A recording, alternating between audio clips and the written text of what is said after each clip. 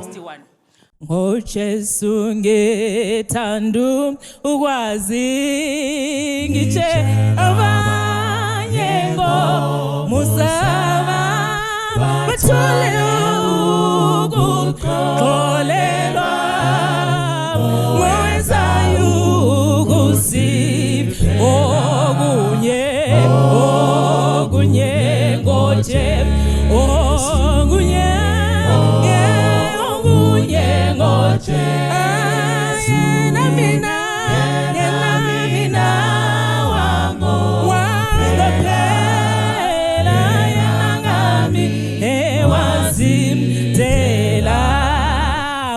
Jesu mangifundiswe ingqondo ngazi moya ngcwele mfundi isiwamve zizokuka Kristu okunye ngoje rimwe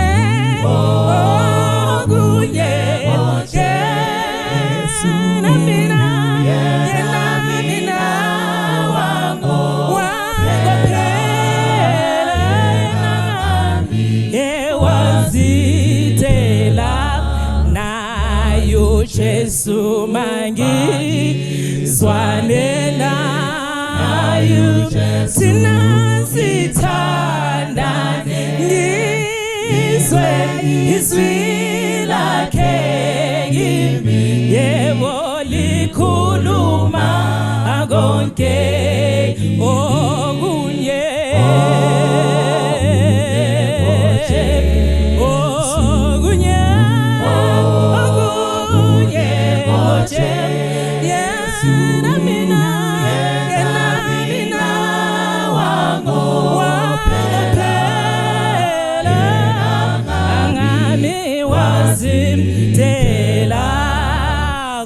Jesu nabukhosi ngize mina ngihlabelo mkhosi ngibuze ngibabaza ngingathulinga yaliunjulo ejimwe okunye ngoje okunye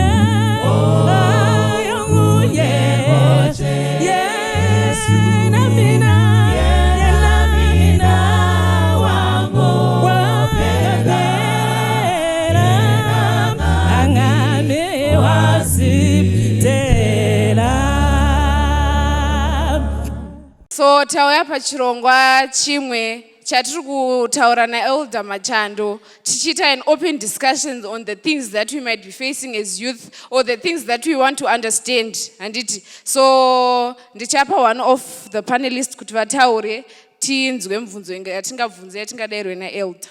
Wekutanga mubvunzo ndewekutoti Erida nyaya sedzatingotaurwa dzemarelationship dzeErida nyaya equal yoking and then equal yoking ina ndingatsoipiwe mushe kuti tese tiri mabelievers munomu inenge ichinyatsomboFamba sei nyaya iyoyo. Amugone kuita mabelievers mese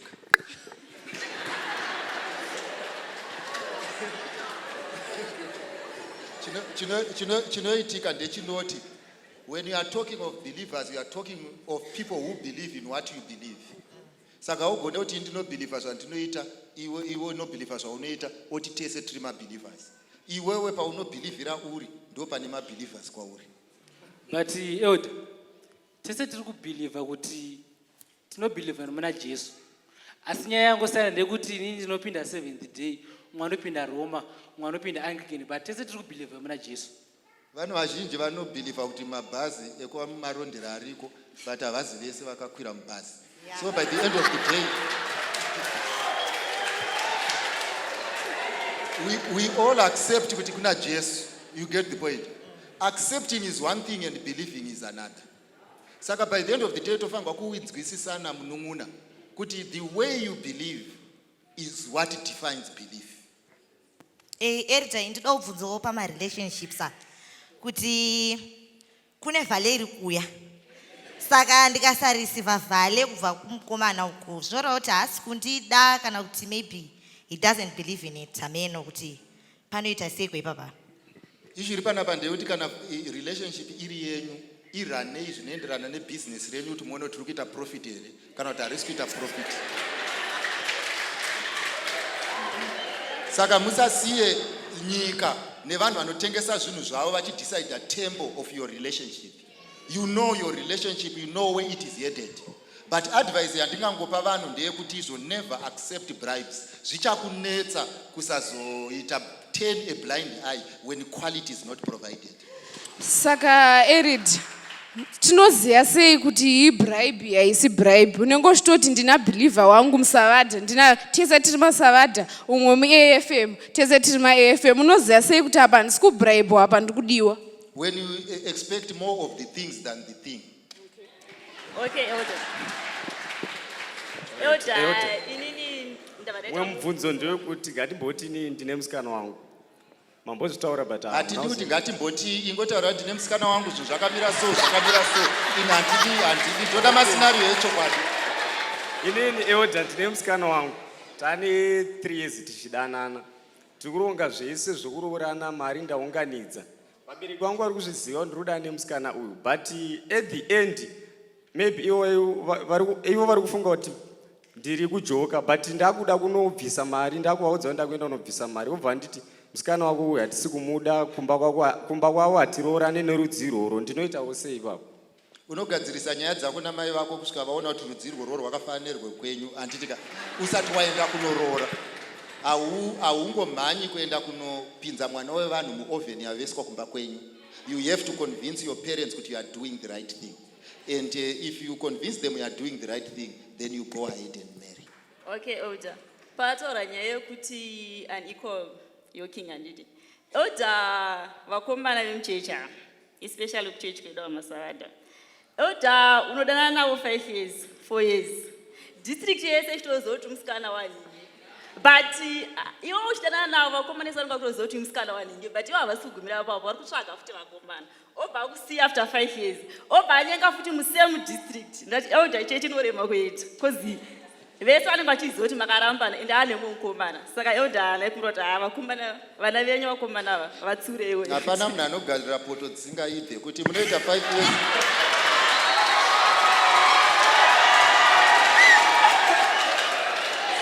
Handinyatsoziva kuti izvoka because zvinhu zvese zvinofanirwa kunge zvine matime frames. Munongogadza poto pamoto motanga kudida nemarodzi muchienda, there are no time frames, there is no anything. I want to tell you kazhinji kacho ndechekuti izvo muri kungoteya nzou neriva haibatike. You need to have time frames, you need to put value in these things, you need to have parameters, you need to have proper destination point. Kana pasina izvozvo, you are not in a relationship, you are winding up time because you have the time. Saka kana munhu achinge aenda hapana munhu anogarira mahara. Alright, saka isusu hatina muono wemberi. Kana hapana chamuri kumboona besides kuti ndine mukomana, kungopfimbwa nekungotenderera mastreet nekutengerwa zvinhu zvevalentine. You don't even have a destination, most of you. All you have are boyfriends vamunoswera muchiita chat navo. But kuti muzive kuti muri kuenda kupi chaiko chaiko, most of you do not know. If you knew, you would be there. Elder, zvinonzi mwana asingachema anofira mubereko. Is it a crime kukumbira mari murelationship? Hazvireva kuti kana uchichema unongochemera mbari yese. Handiti saka munhu unochema mumba kwenyu. Because mukomana wako iwewe haazi baba vako. Saka uende uchinochema pamusika usiku, unochema kumba.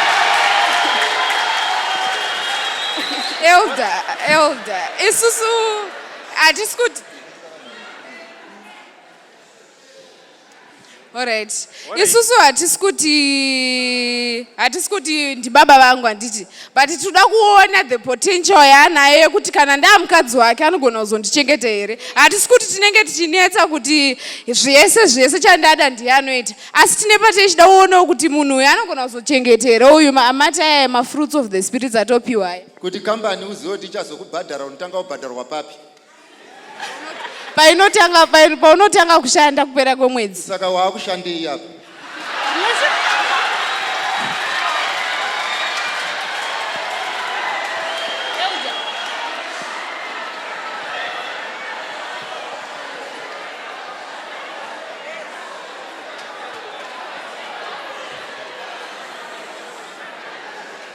Alright, naimi kana ndimi vana vangu unganobhadharwa kuliver brothers nekuti pane kosi yandiri kuita yekuti pamwe muchazondipinzawo basa saka chitangai kubhadhara tiri kuno tobhadhara kana mapinda basa.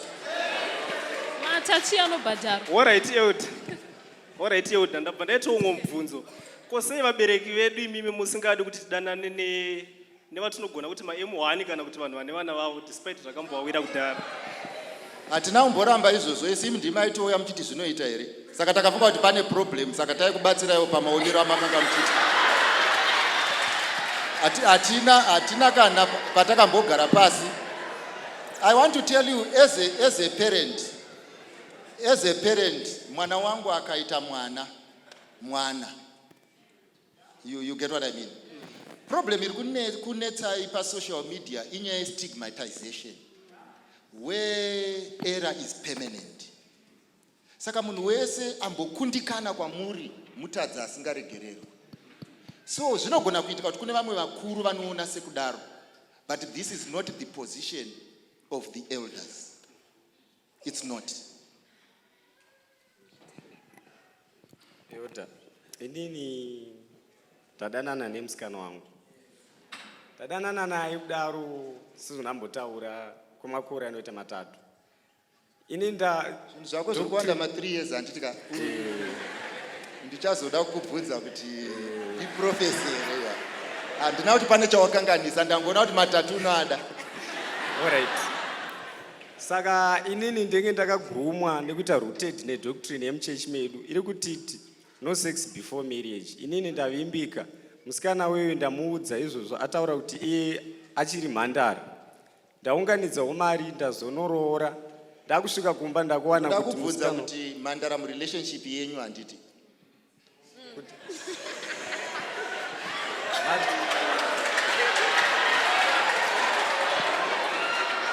Aiwa, ndiri kuti paunoenda mberi undiclarifyire handiti mhandara murelationship yenyu ka. Alright. Tisitawirirana kuti tiri mhandara. Saka iye asi ndazomuroora I find out kuti haasisiri musikana akatobviswa virginity. Saka ndinobva ndaita sei ipapo? Ndo pandiri kutaura kakuti umhandara haubve kumasure. Murelationship yenyu ndo mune umhandara.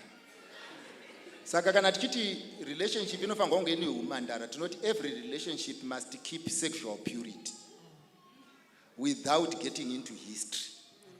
So munhu paari kuti ndiri mhandara uri kuti hatisi kurara.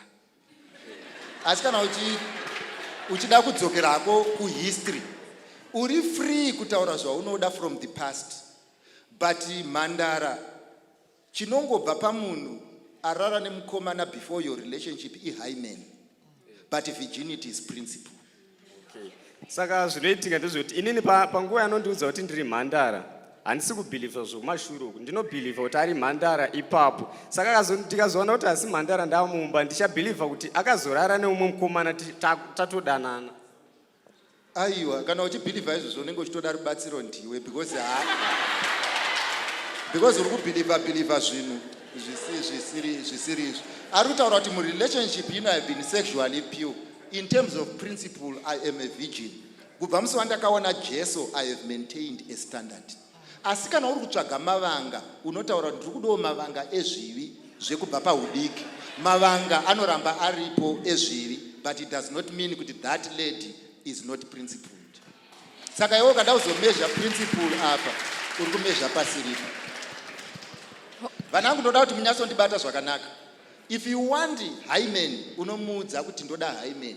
Kuitira kuti akurumidze kuzvigadzirisa musati mapinda because zvinogadzirika.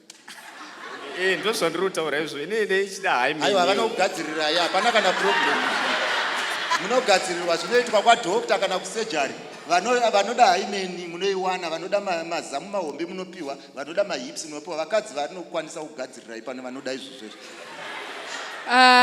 Elder, tichiri panyaya dzevirginity idzi dzanditi taita kanenge kacomplication mugeneration yedu yekuti ndine brother yangu anditi yobva yabvisa virginity vanhu 8 asi iyo painoroora sezviri kutaurwa nauyu yanyeperwa handiri kufunga kuti yanyeperwa because haisi kukuziva kuti virginity ndiye panguva iyoyo yava ari murelationship yanga akachengeta munhu ozoda kutanga kuita matantrums chichichiya kuda kuti maerida ndimbondikansela mukadzi wangu akandinyepera toiadresa nyaya sei yevanhu vakadaro. ainini kwedu kwatiri uko hatisi kuiona tiri kutonzwawo nemi imimi kuti hanzi kana mazouya uko zvinenge zvichinetsa hazvisi kunetsa ikokoko zviri kutonyanyisa kunetsa ikokoko tiri kungonzwa noizi yacho tiri kuinzwa ikoko kwamuri ikokoko saka dei mimi magadzirisa nyaya dzenyu kwamuri ikoko kana mauya kunoku haisi makamboona kuti nedambudziko kuchechi hatitori naisi nemadzimai edu hamuna kumbonzwa titaura kuti yanga iri vhijini here kana kuti yanga iri chitongonzwawo nemi. Erida tinoda kubvunzawo futi asi usati wataura mwanangu vana vangu ndoda kukuudzai chinhu ichi upenyu haizi nyaya yecomparison yekuti uyu akarara nevakomana vangani indikazorarawo nevasikana vangani nyaya ndeyeprinciple saka chamunonetseka vana vangu kunyanya hamuzi kuritaya kubva kuchinhu ichi saka mukusaritaya ndo muri kukonzera kuti vanhu vasave nefaith nemi munhu akaziva kuti mary kone kwaakabva akawanikwa najesu akamira zvinoita saka isusu vanhu vakavhara musika hatina problem nawo kunze kwevachiri kutreda saka vazhinji venyu muri kutreda ndo pari kuzoita machallenges amunawo saka ndiri kukumbirai nemweya washi kuti mumbomira kutengesa kuramba muchitreda especially kutredera pamachechi pamunopinda. Erida tiri pamarelationships ipapo imi semaparents edu muri kuramba muchitiudza kuti we should wait for the right time but unozoona kuti unotosvika kana kuma-late 30s hausati waona mukomana saka pressure manje from friends ndoiri kuti hataka tinozvi-overcome sei izvozvo. chandoda kukuudza ndechekuti hauise nguva pabhazi rausina kuudzwa kunzi unosvika nguva iyi handiti teseka ndo zvakafanana nenyaya dzekuroorwa mwanangu you cannot put time frames pachinhu chausina control over both sides. It would be unfair kuti titi uise mwanasikana anofanirwa kuisa time frame yekuti yeti 25 because she is not the sole decider in this thing. Saka mumwe pressure yatinayo is generated by ourselves by trying to be God in our own lives. Mwari anoita zvinhu zvake nenguva. Saka pa pressure pa from society nema-friends tinodila sei nayo nyayo. The only pressure that can overcome you is the pressure that you have allowed. Ukagara wakapfeka a thick skin, nobody is going to push you over bar because you know where you are going and what you want. I want to tell you, even if you get succumb to the pressure, what do? It's wrong for me to put pressure and expectation on you over things that I cannot change. And it is also wrong for you to put pressure on self over things that you cannot change. The honest truth is, some will get to 40, some 35, vasati varorwa. That's the reality of life. Ini ndine mukomana wangu and nemukomana wangu tinodanana zvekutodaro but ita ndinomuda zvekudaro usataure zvinhu tu because ndoda kuti zvive clear pazvinhu izvozvo usanditaurire zvemumwe munhu. Alright. Ndinotomuda zvekutodaro. Yes. But amenoti haasi kundibhiliva here or what ari kuda proof. Wazviona wamba wazviona kuti handitori right ndisina kumbo proof yacho chii? Ari kuti ari kuda proof ndikufanira kumupa proof yekuti ndikunyatsomuda. Proof yacho chii? Kukubvunza imimi kuti handizvizivewo inini zvekuti izvo uri kundibvunza mubvunzo wakaoma wekuti anoda proof. I want to be honest with you. Vanangu, get me loud and clear. Handiti makamboenda unotengeswa hembe wakaona zvidhori zvirimo hani makaona zviri well dressed zvakanyatsoratidza dress rakanaka nerisina but pane musi wakaona chakatengwa hachitengese pamusana pekuti it's a demonstration model. So this is what happens to relationships. If you allow someone else kuti akuuse as a demonstration model, you will only be a training center. Some people will recruit. Ndine ndine musikana wangu inini ndinaye, asi mama wangu ane musikana wavo waanodawo wandisingadi inini. Saka ndoita sei nekuti mama wangu wakatomuroora kare ini ndisati namuroora, saka ndoita sei namama wangu? Hapana zvaunogona kuita navo mai vako panyaya dzemusikana wavo. You get what I mean? But vari kutoramba kuti wangu inini wada kuti ndimurambe, vari kutoti wangu inini hawamutambirise muroora. Hapana futi zvavanogona kuita pakunoroora because choice ndeyako. Saka ndoramba ndinetsana nawe because ndeyamai vako. Hapana kunetsana kwamunofanirwa kuita, umwe nomwe ngaachengete musikana wake. Hapana kana ari kuzoti. Hapana kana.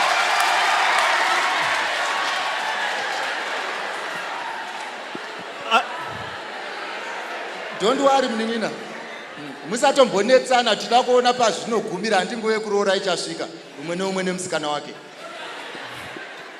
Alright, Eud. Alright. Ini ndadzidza kuti kurara tese kwakashata nditika.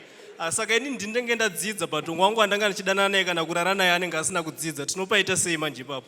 Anenge achiramba achida. Flee from unequal yoking. Ndo unequal yoking yatanga tichingotaura. Kana usingade kurara unoendere pamusika unoda kurarwa. Okay. Hazvirevo kuti kana ndichidanana newe ndichida kurara kandorega kurara nekuda kwokuti wakatendeuka. Akatendeuka ndiwe ndounorega kurara. Ina handina kutendeuka ndinorara. Kana watadza kurara neni ndinorara nevamwe ndozoroorwa kumba kwenyu. Saka isusu unequal yoking ndo yatiri kuramba. Inini ndinomboita kudhaivheta nyaya timbobuda dzemumarelationship idzi. Semayouth mazuva ano tine pfungwa dziri idle.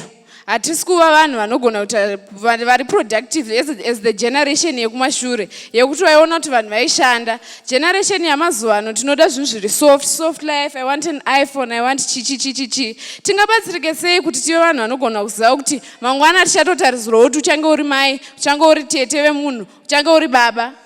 Haiwa nhamo yakakumirira mberi muchabatsirika zvisingamboiti. Kana pane vanhu vachabatsirika ndiani? Ndimi. I want to tell you, life is about adapting. In life, you need to read the script well, and you need to know where you are going.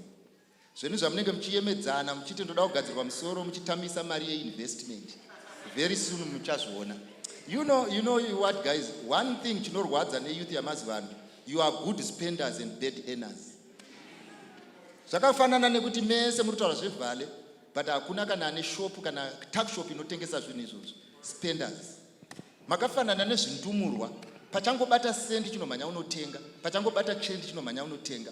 How can you have a relationship where people are quick to spend and not to keep? Okay, Elja.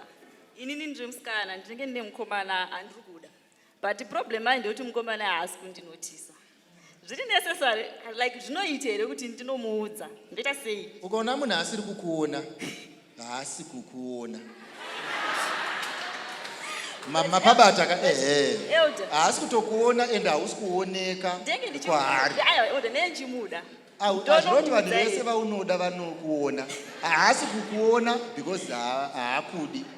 Munoziva vana vangu, you will be disappointed when the truth has been given to you hard as it is. And if you want to occupy a man's space, he will give you the opportunity, but he will not marry you. Saka keep to your station until you are noticed. Musamire mire stereke. You end up being too desperate and selling that which is not on sale. In fact, Bible rangu rinototi hazvina kunaka kuti munhu agara ari oga ndichamuitira mubatsiri akamukwanira. Ainzi ari ndi Adam. How come women have become more desperate than the men who was desperate? And how can you go then and satisfy and fill in your position when you are both desperate? Mind you, we are marrying you because of that which we cannot do. You are not supposed to be convincing us kuti ndini if. Whatever God presents, I know. Okay, pambati Mwari akati kuna Adamu muchakuisira mubatsiri akakufanira. Saka nyaya yemasomesi iri true here kuti umwe nomwe atori newake. Yakanga iri true ka. Vazhinji vari muno vasina vakadzi. Because vamwe vacho vanga vari kuJapan, vamwe vari kuAmerica, vamwe vari kupi. Mwari haana kuti ndasika a specific individual for a specific person. God is a God of principle. Saka zvaanoita ndezvekuti nai vana vangu munoziva here kudai izvi. Zvakafanana nekuti rudo. Munhu wese ane rudo maari. But there is a person in which the environment does not promote love. newe anogona kutadza kudanana asi ane rudo. So zvakafanana neizvozvo zvamutaura zvemasoulmates, hakuna chinonzi a constant yakasikwa naMwari. Anyone can be as long as you are compatible.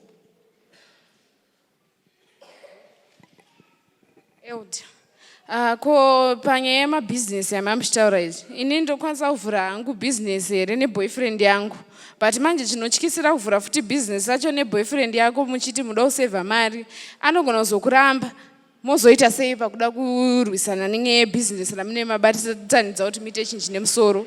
Ndiri kutobvunzawo iwewe ndiwe uda kuvhura bhizinesi kuti saka kana wazoramba uda kuzodii? Noti I think iyo ungatoone answer kuti kana mapedza business marambana munozodii.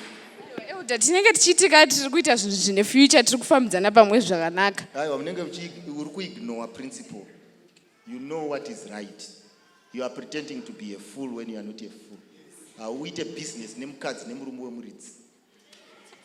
Yoti zvinoita here kuti ininiwo zvangu ndogarawo zvangu mubhodhi, but musikana wangu kumba kwawo nemazimari ndogara mubhodhi imba yemapuranga. Alright. But ukandogara mabhodhi, isu mabhodhi atoziva akasiyana nedzimba dzemapuranga, tatorasika kuti bhodhi nderei. Yeah, but musikana wangu kumba kwawo nemazimari. Zvinoita here kuti relationship iyo inonyatsouya here kana? Yeah, inongoshanda muchiri mapofu. But Bible rinoti murume kandiye anounza food patable. Saka zvinozonyatsofamba here inini ndoda kutochengetwawo. Inini naye mwanangu, chirwere chenyu ichi ina handizoe chinorapwa sei. Ndati zvinongoshanda kana muchiri mapofu. But kuti uroore mwana wangu akakura zvakanaka, anotarisirwa kuitwa zvakapfuura nekunaka. Saka never challenge me if you can't beat me. Ko ndichiona kuti ndine future.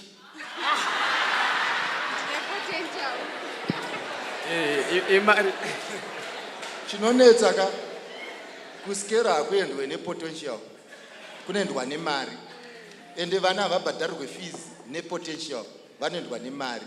Inini, I don't encourage people to see the future that is not. I expect people to see the future that is. Kana ndichiti future, handisora kuti muna nemazimari akawanda. Kana munhu ane dhora, you get the point. I must be satisfied nedhora riripo. Let whatever comes next come. But andiroore munhu kuti achatenga Benz nekuti ndazvibhilivha. What if it does not happen? Saka Elder muri kuti kunyaya dzerudo kune zvemaklasi here. Handisi kutaura zverudo ini. You get the point. Ndiri kutaura zvekudya kana mapedza kupimba, pekurara, pekugara. Kuti iwewe ka munhu akakura achiziva kuti mubedroom munorarwa nemunhu 1. Zvekumba kwenyu zve8 zvinogona kumuconfuse. Hazvisi kureva kuti ari kukutarisira ipasi, ari kungoita kaconfusion chete kekuti ko elder ipapo parelationship musikana anokwanisa here kudanana nemukomana maybe ari 5 years or 6 years younger than here? Ayo, hapana kana problem kana mukomana wacho uchigona kuramba wakamutonga nekusingaperi. Zvinoita nekuti paanozosvinura iwe wakupinda muold age, anogona kushamisika nezvinenge zvichingoitika achikombeyawo nezviripo. Saka zvinoda kuti kana wamudaro wanyatsomuti mba, asamboona kana kufunga. Akangoona chete anogona kusadzoka. Vanhu vakadaro vazhinji vacho havadzoke. Asi handamboti azviite. Ndati unofanirwa kumbo wamugara zvekuti anofarire dununu. Elder, imwe nyaya iripo ndeyekuti ini ndine friend yangu. Shamwari yangu iyi yapinda nedambudziko. Ndaikweretesawo $20. Kubva last year kusvika izvezvi ari kuwaya kundidzorera mari yangu. Ndebva ndapinda dambudziko, ndamuudza kuti ndiri kukumbirawo ndibatsirewo $10, obva ndokwanisawo kubatsira $5 I mean. Pakusenda paipe woita mistake wowedzera ka0 kumberi kwa5 kuya kuya. Saka owedzera 2 mazero oita 500 I mean. Saka inini ndobva ndinenge ndakarara ipapo mangwana makuseni pandinomuka ndinowana kuine mamised calls akawanda nemamessages achirequesta kuti ndimudzorere mari yake ndikoburitsa $5 andarequesta. Ndinobva ndatora here mari yangu yakakwereta ari kuramba kundidzorera ipapo kana kuti ndinongomudzorera yaari kuda ndotora $5 yaati anokwanisa kundipa. Nyaya dzanatsuro nagudo dzine lesson yadzaipa yataifanirwa kuzobata pekupedzisira. Handizivi kuti pane yako iyi uda kuti chii.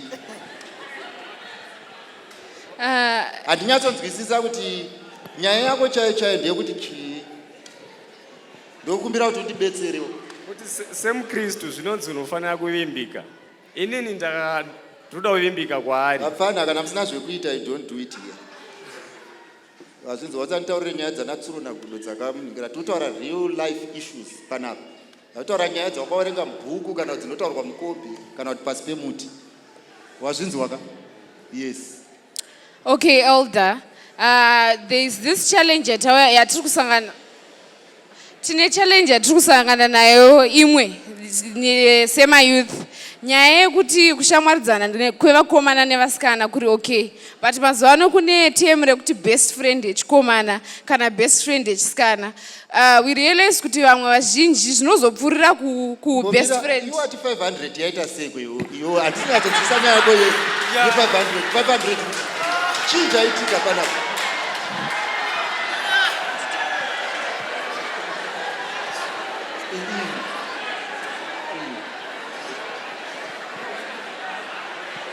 Because pfungwa dzangu dzoramba dzingotenderera kuti izvo tiri kumboita nezveipa 500 yamuri kutaura nezvo.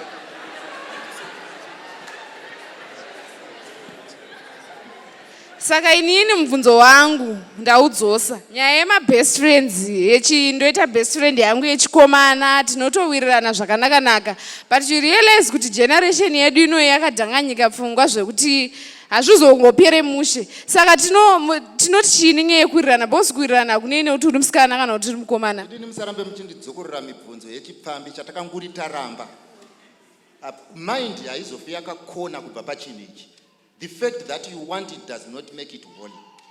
Chipambi. It's as simple as that. Takakutaurira kuti vanhu vamarambana navo siyanai navo. Vanhu vamunoona kuti akuve too attached to siyanai navo. We have been talking about this ever since. But mukuda kuramba muchitimanikidza kuti tinzwisise. There is nothing to understand here. I hope mwana wangu muri kunyatsotinzwisisa zvandiri kutaura. Kuti zvinombofamba sei kuti shamwari yako manga muchidanana marambana best friend yako. Even to yourself, how do you explain that fact to yourself? How do you reconcile with that fact? Mese munozviziva muri vanhu vakuru imimi. Muri kungoitira kuramba makavhura misika isiri necessary. This is how low you have sunk. And you are not going to help you sink. Do whatever you want with your lives, but chinhu chenyu hachishandechi. All right, Elder. Kutoti tarambana zvinoitira tirambe tichitaura tese tine communication inenge iri. Ndozvandiri kutaura kuti izvo marwariro acho iwayo muri kurwara zvisina musoro. Handitirezeka ingori nyaya yekuti umwe munhu arikuda kubatira magombo nerisiri rake. And unfortunately havasi kurima mundo wacho wararira. All right, iyo yapera. Regai ndibvunzewo position yemusikana murelationship inoita here kuti andiudzwe kuti kana kuseta kuti munana meyo munhu pandoda kuzororwa kana kuti izvozvo ndimo. Haasi kukutaurira paunofanirwa kuroora, arikutaura paanofanirwa kuroorwa. Saka iwe unotaura paunoda kuroora, iye otaura paunoda kuroorwa. Remember, it's two parties in this establishment. It's not you who is supposed to be doing the thinking. I'm also thinking because I've got my investment at stake. Saka any woman who does not know where she wants to get married is a fool in your body. Saka zvoreva here Elder kuti iye akandiudza kuti ndinoda kuroorwa muna May, ndichida kuroora December. Awana mumwe munhu ari kuda kutomutora May yeye kana kuti. Ndo zvakatonyanyisa kunaka dei pane vamwe vada kutotora muna May anokwira bhazi riri kusumuka kwete rako remapromisi.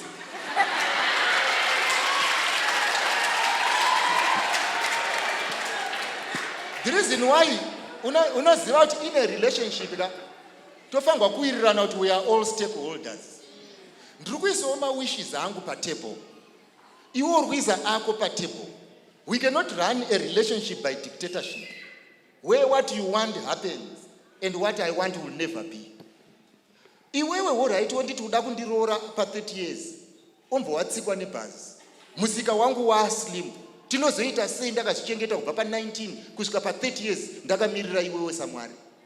So in life vanasikana vanofanirwa kuziva chinhinji kuti you are dealing with perishables when you are dealing with men, and a man may say no patime isiriyo.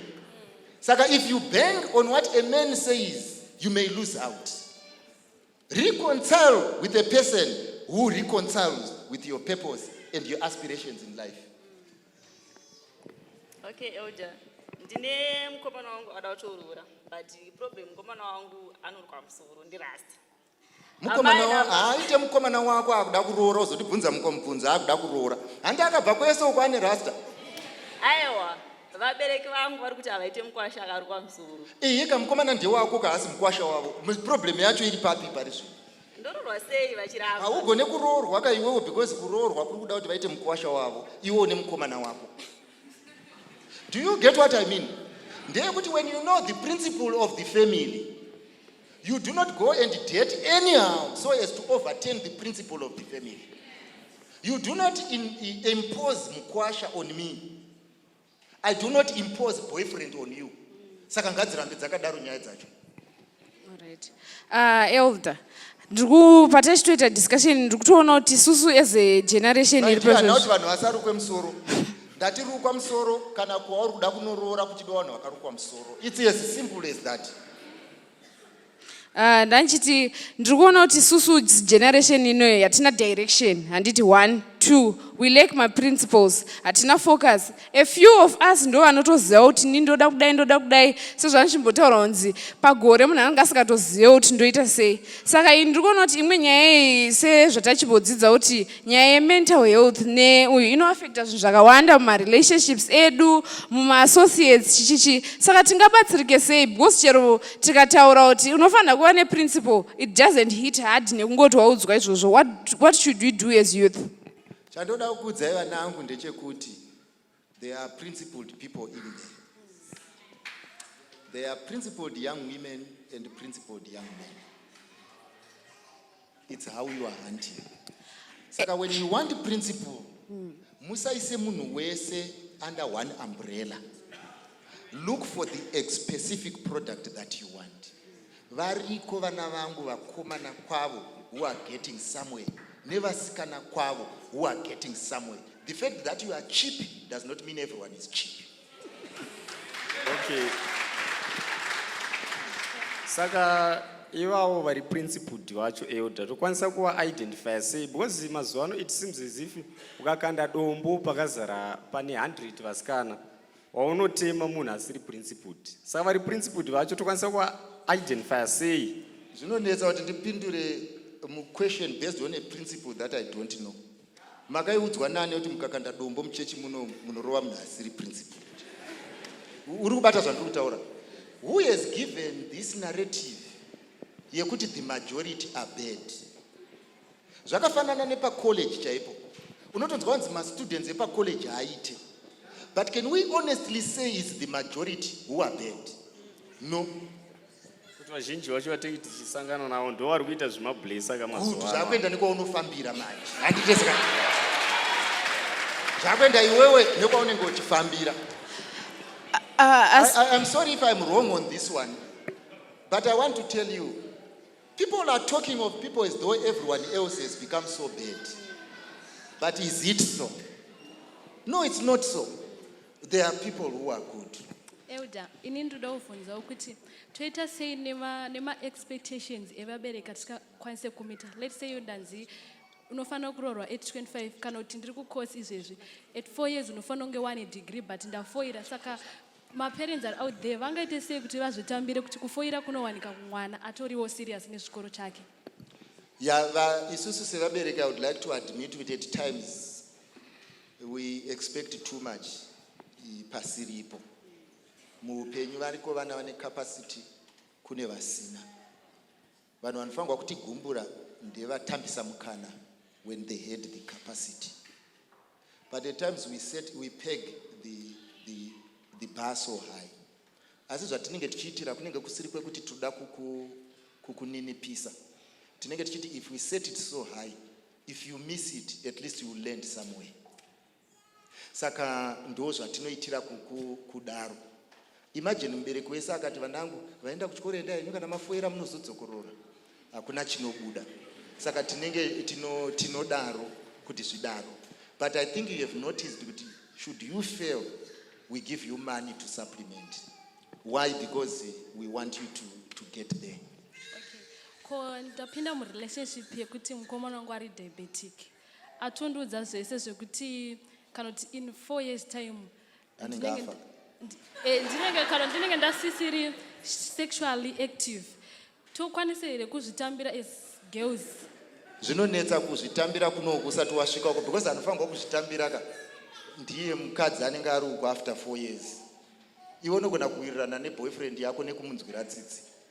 But mukadzi ari uko asi haagoni kuzvitambira. Inini ndinoti mu-advice yandinopiwa from higher authority inoti kana munhu ane chirwere chichazokuaffectai kana offspring yenyu, you need to make decisions muchiziva kuti vamwe vanhu vachagamuchira chirwere ichi, they did not make these choices. Should you then decide to marry, do not produce children, because they cannot suffer because of your decision. Ndo number 1. Then number 2, uyu mukomana akati inini ndinenge ndichisiri sexually active pamberi. Kana iwewe uchiziva kuti sex has nothing to do neupenyu hwako, you are going to live your life sezvazviri, yenderara henyu mberi. Chandisingazive ndechoti mukadzi waunenge wave 4 years ago anozozvigona here, asi handigone kumutongera ipapo. Asi chandongokukumbirai ndechekuti whatever disease that you compromise on, if it affects offspring, you must not have children. Tokutendai nezvese zvamamuchitiudza elder izvi kuti tinofanira kuva vanhu vari principled, vane direction, even if Satan akada kuti anga ari kutirwisa, because as much as some of the things are not so spiritual, zvizhinji zviri spiritual handiti. Izvezvi zvindakupai nguva yekuti mutiudze zvimwe zvamunoda kutibatsira nazvo. Vanangu ndakagara ndoda kuti mundinzwisise. Life is not a big joke. Life is real. And whatever you are investing now is for you and your offspring. Pamunenge makagara, ndoda kukumbirai nemweya washi. Invest wisely. Mamwe amuri kuti my relationship is a deteriorating process. Most of you have depreciated zvakanyanya kubva pamakauya pano. Maonero andiri kuita ndekwekuti panogona kuita malosi apa.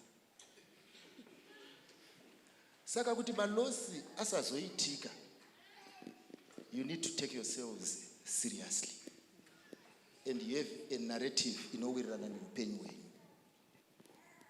I know mune mumatuma group pamunongoseka majokes asiriwo, you hang out with the wrong people, you are on Facebook with the wrong people. If I had my way, I would say create a brand that represents you perfectly. Asi zvamave manje hazvisina kumira zvakanaka. Muri kumhanya nechinhu chisina zvekuita nemi. Chiri kunyanyisa kurwadza ndechekuti you are not taking stock yekuti vamwe venyu vari kuuya nenzira iyoyo zviri kufamba sei. Hamusi kuzviita. Saka ndokukumbirai patinenge tiri pachechi sezvatakaita panapa. Sunungurwai vanangu nezita raJesu. This is the seed that you want for the future. Patiri kutoya pamakoleji mufunge patiri kuuya. We have been there. We have been students like you. Asi mamwe maitiro amaakuitai muchapinda mukuchato neupenyu nemweya yakaipa. Vanangu menge muchiziva here kuti sex is worship? Kana mama musingazvizive, ndoda kukuudzai kuti sex is worship.